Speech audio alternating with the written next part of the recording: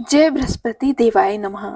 आज हम सुनेंगे बृहस्पतिवार व्रत कथा सरल हिंदी भाषा में और व्रत कथा का व्रत महात्म्य, व्रत विधि और आरती। तो वीडियो को पूरी जरूर देखिएगा और कथा को पूरा सुनिएगा, क्योंकि कथा पूरी सुनने से ही बृहस्पति देव प्रसन्न होते हैं और सभी इच्छाएं पूर्ण होती हैं। व्रत महात्म्य एवं विधि। इस व्रत को करने से समस्त इच्छाएं पूर्ण होती हैं और बृहस्पति महाराज प्रसन्न होते हैं। धन, विद्या, पुत्र तथा मनोवांछित फल की प्राप्ति होती है। परिवार में सुख तथा शांति रहती है। इसीलिए यह व्रत सर्वश्रेष्ठ और अति फलदायक है। इस व्रत में केले का पूजन ही करें। कथा और पूजन के समय मन, कर्म और वचन से शुद्ध होकर मनोकामना पूर्ति के लिए बृहस्पति देव से प्रार्थना करनी चाहिए। दिन में एक समय ही भोजन करें। भोजन चने की दाल आदि का करें। नमक ना खाएं। पीले वस्त्र पहने। पीले फलों का प्रयोग करें। पीले चंदन से पूजन करें और भगवान की कथा सुननी चाहिए। अब सुनते हैं बृहस्पतिवार की व्रत कथा। प्राचीन समय की बात है। एक बड़ा प्रतापी तथा दानी राजा था। वह प्रत्येक गुरुवार को व्रत रखता एवं पूजन करता था। यह उसकी रानी को अच्छा नहीं लगता था। वह न व्रत करती और न ही किसी को एक पैसा दान में देती, और राजा को भी वह ऐसा करने से मना किया करती थी। एक समय की बात है कि राजा शिकार खेलने वन को चले गए। घर पर रानी और दासी थी। इस समय गुरु बृहस्पति साधु का रूप धारण कर राजा के दरवाजे पर भिक्षा मांगने आए। साधु ने रानी से भिक्षा मांगी तो रानी कहने लगी, हे साधु महाराज, मैं इस दान और पुण्य से तंग आ गई हूँ। आप कोई ऐसा उपाय बताएं जिससे यह सारा धन तथा मैं आराम से रह सकूं। साधु रूपी बृहस्पति देव ने कहा, हे देवी, तुम तो बड़ी विचित्र हो। संतान और धन से भी कोई दुखी होता है। अगर तुम्हारे पास धन अधिक है तो इसे जिससे तुम्हारे दोनों लोग सुधरे। परंतु साधु की इन बातों से रानी खुश नहीं हुई। उसने कहा, मुझे ऐसे धन की आवश्यकता नहीं जिसे मैं अन्य लोगों को दान दूं तथा जिसको संभालने में ही मेरा सारा समय नष्ट हो जाए। साधु ने कहा, यदि तुम्हारी ऐसी इच्छा है तो जैसा मैं तुम्हें बताता हूँ तुम वैसा ही करना। बृहस्पतिवार के दिन घर को गोबर से लीपना, अपने केशों को पीली मिट्टी से धोना, केशों को धोते समय स्नान करना, राजा से हजामत बनाने को कहना, भोजन में मांस मदिरा खाना, कपड़ा धोबी के यहाँ धुलने डालना। इस प्रकार 7 बृहस्पतिवार करने से तुम्हारा सब धन नष्ट हो जाएगा। इतना कहकर साधु बने बृहस्पति देव अंतर्ध्यान हो गए। साधु के कहे अनुसार करते हुए रानी को केवल 3 बृहस्पतिवार ही बीते थे कि उसकी समस्त धन संपत्ति नष्ट हो गई और भोजन के लिए परिवार तरसने लगा। एक दिन राजा रानी से बोला, हे रानी, तुम यहीं रहो, मैं दूसरे देश को जाता हूँ, क्योंकि यहाँ पर मुझे सभी जानते हैं, इसलिए मैं यहाँ कोई छोटा कार्य नहीं कर सकता।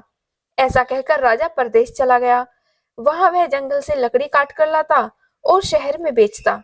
इस तरह वह अपना जीवन व्यतीत करने लगा। इधर राजा के बिना रानी और दासी दुखी रहने लगी। एक समय जब रानी और दासियों को 7 दिन बिना भोजन के रहना पड़ा, तो रानी ने अपनी दासी से कहा कि हे दासी, पास ही के नगर में मेरी बहन रहती है। वह बड़ी धनवान है। तू उसके पास जा और ताकि थोड़ा बहुत गुजर बसर हो जाए। दासी रानी की बहन के पास गई।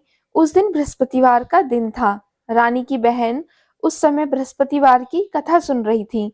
दासी ने रानी की बहन को अपनी रानी का संदेश दिया, लेकिन रानी की बहन ने कोई उत्तर नहीं दिया। जब दासी को रानी की बहन से कोई उत्तर नहीं मिला तो वह बहुत दुखी हुई। उसे क्रोध भी आया। दासी ने वापस आकर रानी को सारी बात बता दी। सुनकर रानी ने अपने भाग्य को कोसा।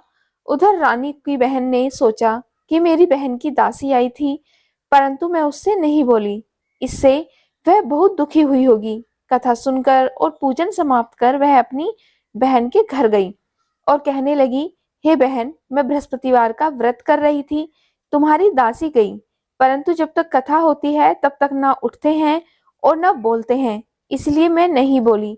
कहो दासी क्यों गई थी? रानी बोली, बहन हमारे घर अनाज नहीं था। ऐसा कहते कहते रानी की आंखें भर आई। उसने दासियों समेत भूखा रहने की बात भी अपनी बहन को बता दी। रानी की बहन बोली, बहन देखो, बृहस्पति देव भगवान सबकी मनोकामना पूर्ण करते हैं। देखो शायद तुम्हारे घर में अनाज रखा हो। यह सुनकर दासी घर के अंदर गई तो वहां उसे एक घड़ा अनाज का भरा मिल गया। उसे बड़ी हैरानी हुई क्योंकि उसने एक एक बर्तन देख लिया था। उसने बाहर आकर रानी को बताया। दासी रानी से कहने लगी, हे रानी, जब हमको अन्न नहीं मिलता तो हम व्रत ही तो करते हैं, इसलिए क्यों ना इनसे व्रत की कथा और विधि पूछ ली जाए। हम भी व्रत क्या करेंगे। दासी के कहने पर रानी ने अपनी बहन से बृहस्पतिवार व्रत के बारे में पूछा। उसकी बहन ने बताया, बृहस्पतिवार के व्रत में चने की दाल और मुनक्का से विष्णु भगवान का केले की जड़ में पूजन करें तथा दीपक जलाएं, पीला भोजन करें तथा कथा सुने। इससे गुरु भगवान बृहस्पति प्रसन्न होते हैं और मनोकामना पूर्ण करते हैं। व्रत और पूजन की विधि बताकर रानी की बहन अपने घर लौट गई। रानी और दासी दोनों ने निश्चय किया कि बृहस्पति देव भगवान का पूजन जरूर करेंगे। 7 रोज बाद जब बृहस्पतिवार आया तो उन्होंने व्रत रखा। घुड़साल में जाकर चना और गुड़ बीन लाई तथा उसकी ताल से केले की जड़ तथा विष्णु भगवान का पूजन किया। अब पीला भोजन कहाँ से आए? दोनों बड़ी दुखी हुई, परंतु उन्होंने व्रत किया था, इसलिए बृहस्पति देव भगवान प्रसन्न थे। एक साधारण व्यक्ति के रूप में वे 2 थालों में सुंदर पीला भोजन लेकर आए और दासी को देखकर बोले, हे दासी, यह भोजन तुम्हारे लिए और तुम्हारी रानी के लिए है, इसे तुम दोनों ग्रहण करना। दासी भोजन पाकर बहुत प्रसन्न हुई। उसने रानी को सारी बात बताई।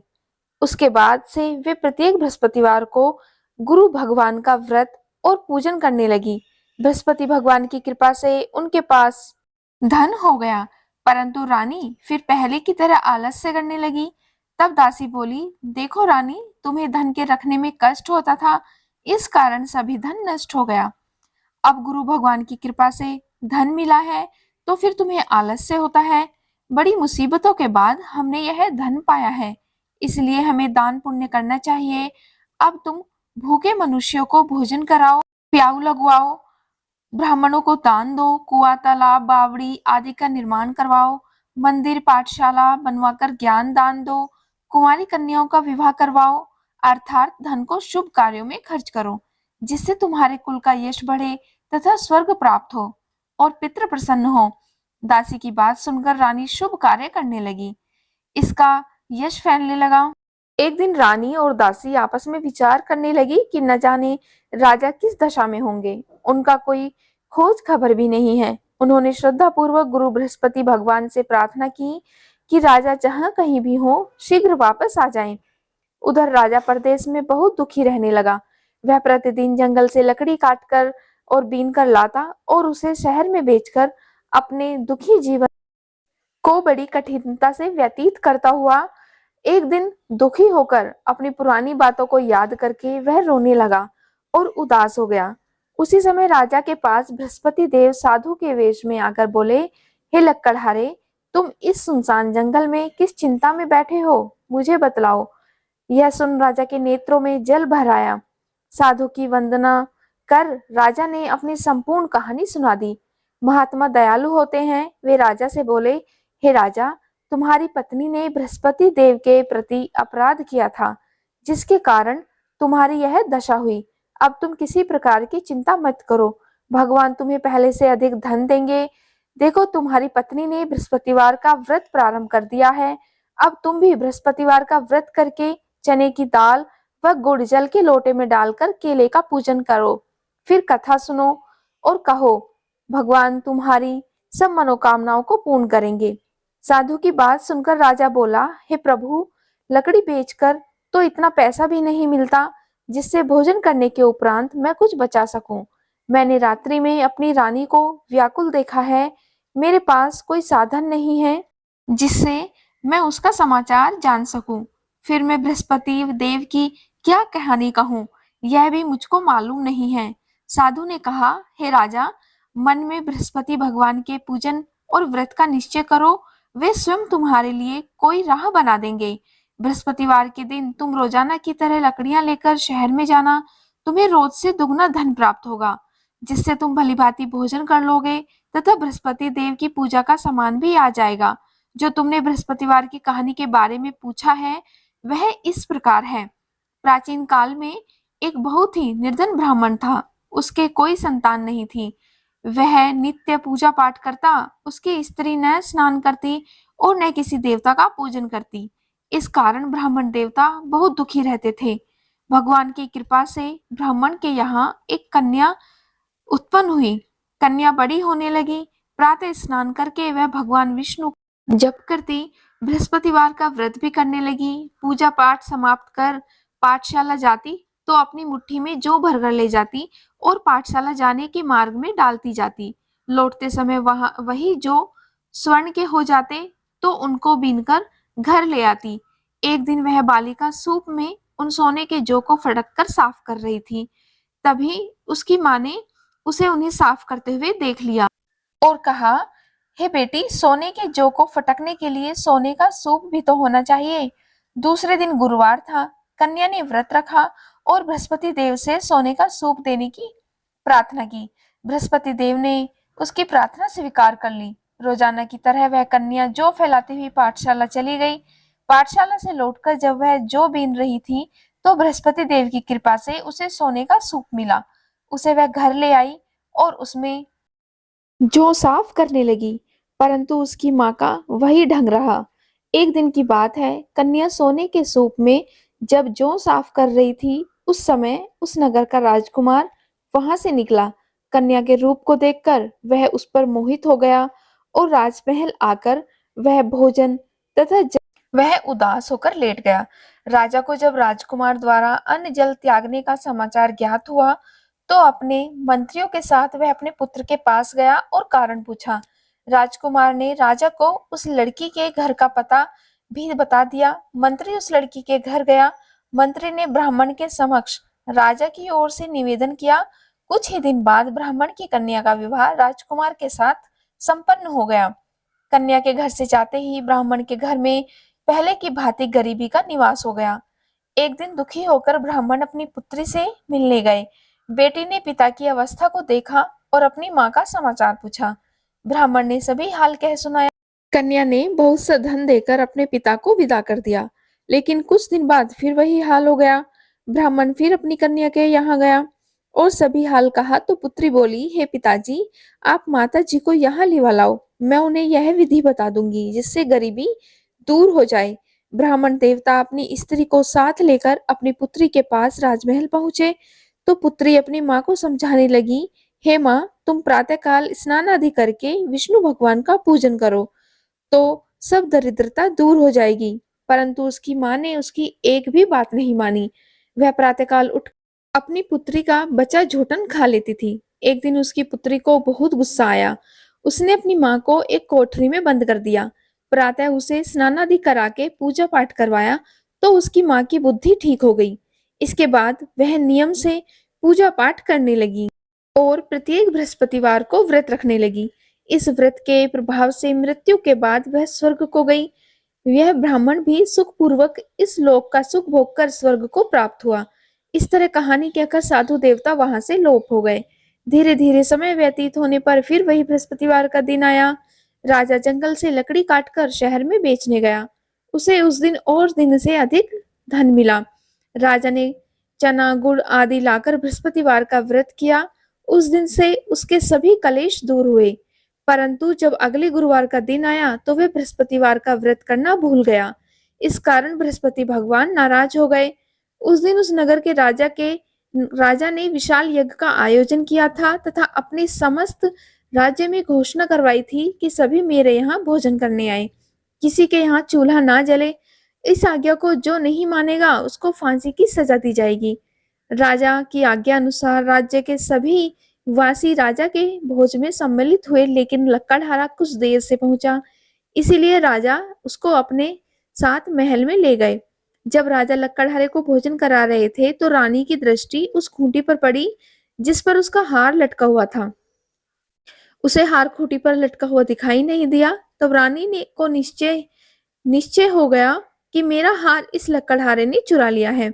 उसी समय सैनिक बुलवाकर उसको जेल में डलवा दिया। लकड़हारा जेल में विचार करने लगा कि न जाने कौन से पूर्व जन्म के कर्म से मुझे यह दुख प्राप्त हुआ है, और जंगल में मिले साधु महाराज को याद करने लगा। तत्काल बृहस्पति देव साधु के रूप में प्रकट हो गए और कहने लगे, अरे मूर्ख, तूने बृहस्पति देवता की कथा नहीं करी, इसी कारण तुझे यह दुख प्राप्त हुआ है। अब चिंता मत कर, बृहस्पतिवार के दिन जेल खाने के दरवाजे पर तुझे 4 पैसे पड़े मिलेंगे, उनसे तू बृहस्पति देव की पूजा करना, तो तेरे सभी कष्ट दूर हो जाएंगे। अगले बृहस्पतिवार को जेल के द्वार पर 4 पैसे पड़े मिले। राजा ने पूजा का सामान मंगवाकर कथा कही और प्रसाद बांटा। उसी रात्रि में बृहस्पति देव ने उस नगर के राजा को स्वप्न में कहा, हे राजा, तूने जिसे जेल में बंद कर दिया है उसे कल छोड़ देना, वह निर्दोष है। राजा प्रातःकाल उठा और खूंटी पर हार देखकर लकड़हारे को बुलाकर क्षमा मांगी तथा राजा के योग्य सुंदर वस्त्र आभूषण भेंट करके उसे विदा किया। गुरुदेव की आज्ञा अनुसार राजा अपने नगर को चल दिया। राजा जब नगर के निकट पहुंचा तो उसे बड़ा ही आश्चर्य हुआ। नगर में पहले से अधिक बाग, तालाब और कुएं तथा बहुत सी धर्मशालाएं, मंदिर आदि बने हुए थे। राजा ने पूछा कि यह किसका बाग और धर्मशाला है। तब नगर के सब लोग कहने लगे कि यह सब रानी और दासी द्वारा बनवाए गए हैं। राजा को आश्चर्य हुआ और गुस्सा भी आया कि उसकी अनुपस्थिति में रानी के पास धन कहाँ से आया होगा। जब रानी ने यह खबर सुनी कि राजा आ रहे हैं, तो उसने अपनी दासी से कहा, हे दासी, देख, राजा हमको कितनी बुरी हालत में छोड़ गए थे। वह हमारी ऐसी हालत देखकर लौट न जाएं, इसलिए तू दरवाजे पर खड़ी हो जा। रानी की आज्ञा अनुसार दासी दरवाजे पर खड़ी हो गई और जब राजा आए तो उन्हें अंदर लिवा लाई, अपने साथ महल में लिवा लाई। तब राजा ने क्रोध करके अपनी तलवार निकाली और पूछने लगा, बताओ, यह धन तुम्हें कैसे प्राप्त हुआ है। तब रानी ने सारी कथा कह सुनाई। राजा ने निश्चय किया कि मैं रोजाना दिन में 3 बार कथा कहा करूंगा तथा रोज व्रत किया करूंगा। अब हर समय राजा के दुपट्टे में चने की दाल बंधी रहती तथा दिन में 3 बार कहानी कहता। एक रोज राजा ने विचार किया कि चलो अपनी बहन के यहाँ हो आए। इस तरह का निश्चय कर राजा घोड़े पर सवार हो अपनी बहन के यहाँ चल दिया। मार्ग में उसने देखा कि कुछ आदमी एक मुर्दे को लिए जा रहे हैं। उन्हें रोककर राजा कहने लगा, अरे भाइयों, मेरी बृहस्पति की कथा सुन लो। वे बोले, लो, हमारा तो आदमी मर गया है और इसको अपनी कथा की पड़ी है। परंतु कुछ आदमी बोले, अच्छा कहो, हम तुम्हारी कथा भी सुनेंगे। तब राजा ने दाल निकाली और कथा कहनी शुरू कर दी। जब कथा आधी हुई तो मुर्दा हिलने लग गया और जब कथा समाप्त हुई तो राम राम करके वह मुर्दा खड़ा हो गया। राजा आगे बढ़ा। उसे चलते चलते शाम हो गई। आगे मार्ग में उसे एक किसान खेत में हल चलाता मिला। राजा ने उससे कथा सुनने का आग्रह किया, लेकिन वह नहीं माना। राजा आगे चल पड़ा। राजा के हटते ही बैल पछाड़ खाकर गिर गए तथा किसान के पेट में बहुत जोर से दर्द होने लगा। उसी समय किसान की माँ रोटी लेकर आई। उसने जब देखा तो अपने पुत्र से सब हाल पूछा। बेटे ने सभी हाल बता दिया। बुढ़िया दौड़ी दौड़ी उस घुड़सवार के पास गई और उससे बोली, मैं तेरी कथा सुनूंगी, तू अपनी कथा मेरे खेत पर ही चलकर कहना। राजा ने लौटकर बुढ़िया के खेत पर जाकर कथा कही, जिसके सुनते ही बैल खड़े हो गए तथा किसान के पेट का दर्द भी बंद हो गया। राजा अपनी बहन के घर पहुंच गया। बहन ने भाई की खूब मेहमानी की। दूसरे रोज प्रातःकाल राजा जगा तो वह देखने लगा कि सब लोग भोजन कर रहे हैं। राजा ने अपनी बहन से पूछा, ऐसा कोई मनुष्य है जिसने भोजन ना किया हो और जो मेरी बृहस्पतिवार की कथा सुन ले। तब बहन बोली, हे भैया, यह देश ऐसा ही है। यहाँ पहले लोग भोजन करते हैं और बाद में अन्य काम करते हैं। फिर वह एक कुम्हार के घर गई जिसका लड़का बीमार था। उसे मालूम हुआ कि उसके यहाँ 3 दिन से किसी ने भोजन नहीं किया है। रानी ने अपनी कथा सुनने के लिए कुम्हार से कहा। वह तैयार हो गया। राजा ने जाकर बृहस्पतिवार की कथा कही, जिसको सुनकर उसका लड़का ठीक हो गया। अब तो राजा की प्रशंसा होने लगी। एक दिन राजा ने अपनी बहन से कहा, हे बहन, मैं अपने अपने घर जाऊंगा, तुम भी तैयार हो जाओ। राजा की बहन ने अपनी सास से कहा। सास से अपने भाई के साथ जाने की आज्ञा मांगी। सास बोली, चली जा, परंतु अपने लड़कों को मत ले जाना, क्योंकि तेरे भाई के कोई संतान नहीं है। बहन ने अपने भाई से कहा, हे भैया मैं तो चलूंगी, परंतु कोई बालक नहीं। अपनी बहन को वहीं छोड़कर दुखी मन से राजा अपने नगर को लौट आया। राजा ने अपनी रानी से सारी कथा बताई और बिना भोजन किए वह सैया पर लेट गया। रानी बोली, हे प्रभु, बृहस्पति देव ने हमें सब कुछ दिया है, वे हमें संतान भी अवश्य देंगे। और उसी रात को बृहस्पति देव ने राजा को स्वप्न में कहा, हे राजा, उठ, सभी सोच त्याग दे, तेरी रानी गर्भवती है। राजा को यह जानकर बड़ी खुशी हुई। 9वें महीने में रानी के गर्भ से एक सुंदर पुत्र पैदा हुआ। तब राजा बोला, हे रानी, स्त्री बिना भोजन के रह सकती है, परंतु बिना कहे नहीं रह सकती। जब मेरी बहन आए तब तुम उससे कुछ मत कहना। रानी ने हाँ कर दी। जब राजा की बहन ने यह शुभ समाचार सुना तो वह बहुत खुश हुई तथा बधाई लेकर अपने भाई के यहाँ आई। रानी ने तब उसे आने का उलाहना दिया। जब भाई अपने साथ ला रहे थे तब टाल गई, उनके साथ नहीं आई और आज अपने आप ही भागी भागी बिना बुलाए आ गई। तो राजा की बहन बोली कि भाभी, मैं इस प्रकार न कहती तो तुम्हारे घर औलाद। बृहस्पति देव ऐसे ही हैं, सभी की मनोकामनाएं पूर्ण करते हैं। जो सद्भावना पूर्वक बृहस्पति देव का व्रत करता है एवं कथा पढ़ता है अथवा सुनता है और दूसरों को सुनाता है, बृहस्पति देव उसकी सभी मनोकामनाएं पूर्ण करते हैं, उनकी सदैव रक्षा करते हैं। जो संसार में सद्भावना से गुरुदेव का पूजन एवं व्रत सच्चे हृदय से करते हैं, उनकी सभी मनोकामनाएं वैसे ही पूर्ण होती हैं जैसी सच्ची भावना से रानी और राजा ने बृहस्पति देव की कथा का गुणगान किया तो उनकी सभी इच्छाएं बृहस्पति देव ने पूर्ण की। अनजाने में भी बृहस्पति देव की उपेक्षा ना करें, ऐसा करने से सुख और शांति नष्ट हो जाती है। इसलिए सबको कथा सुनने के बाद प्रसाद लेकर जाना चाहिए और हृदय से उनका मनन करते हुए जयकारा बोलना चाहिए। इति श्री बृहस्पतिवार व्रत कथा। बोलो बृहस्पति भगवान की जय। अब हम सुनते हैं बृहस्पति देवता की आरती। जय बृहस्पति देवा, ओम जय बृहस्पति देवा, छिन छिन भोग लगाऊं, कदली फल मेवा। ओम जय बृहस्पति देवा, तुम पूर्ण परमात्मा, तुम अंतर्यामी, जगत पिता जगदीश्वर, तुम सबके स्वामी। ओम जय बृहस्पति देवा, चरणामृत निज निर्मल, सब पातक हरता, सकल मनोरथ दायक, कृपा करो भरता। ओम जय बृहस्पति देवा, तन मन धन अर्पण कर, जो जन शरण पड़े, प्रभु प्रकट तब हो कर, आकर द्वार खड़े।